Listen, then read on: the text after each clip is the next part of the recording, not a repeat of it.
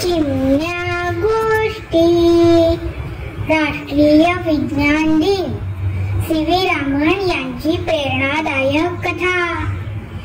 नमस्कार मित्रांनो, आज आपण राष्ट्रीय विज्ञान दिनाच्या दिवशी भारतातील महान शास्त्रज्ञ भारतरत्न सी.व्ही. रामन यांच्याबद्दल एक प्रेरणादायक कथा ऐकणार आहोत।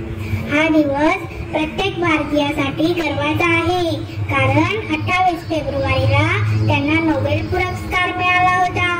चला त्यांची कथा जाणून घेऊया।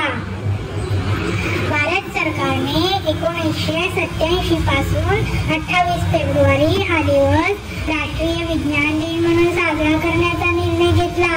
हा दिवस सी.व्ही. रामन यांच्या शोधाची आणि त्यांच्या विज्ञान क्षेत्रातील योगदानाची आठवण म्हणून साजरा केला जातो। सी.व्ही. रामन यांचा जन्म 7 नोव्हेंबर 1888 रोजी त्रिचनापल्लीमध्ये झाला। त्यांचे वडील धैर्यशील आणि आई उत्कटतेने परिपूर्ण होती। लहान वयातच त्यांनी आपल्या हुशारीचे प्रदर्शन सुरू केले आणि 12व्या वर्षी मॅट्रिकच्या परीक्षेत उत्तीर्ण झाले।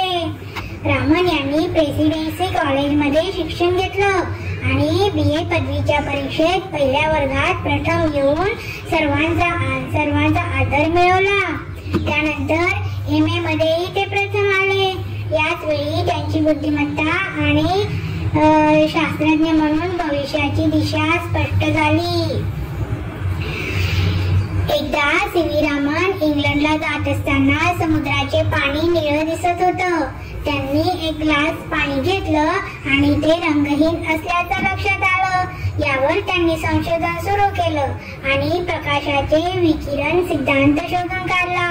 याला रामन प्रवाह किंवा रामन स्कॅटरिंग असे म्हणतात। यामुळे त्यांना नोबेल पुरस्कार मिळाला। सी.व्ही. रामन यांना त्यांच्या कर्तृत्वासाठी भारत सरकारने भारतरत्न देऊन सन्मानित केलं। 1931 मध्ये नोबेल पुरस्काराने त्यांना जागतिक स्तरावर मान्यता मिळाली।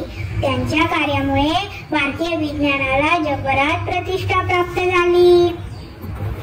आज राष्ट्रीय विज्ञान दिनाच्या निमित्ताने आपल्याला या महान शास्त्रज्ञाची आठवण करून विज्ञानाच्या क्षेत्रातील त्यांच्या योगदानाचे महत्त्व लक्षात आणून देणं आवश्यक आहे।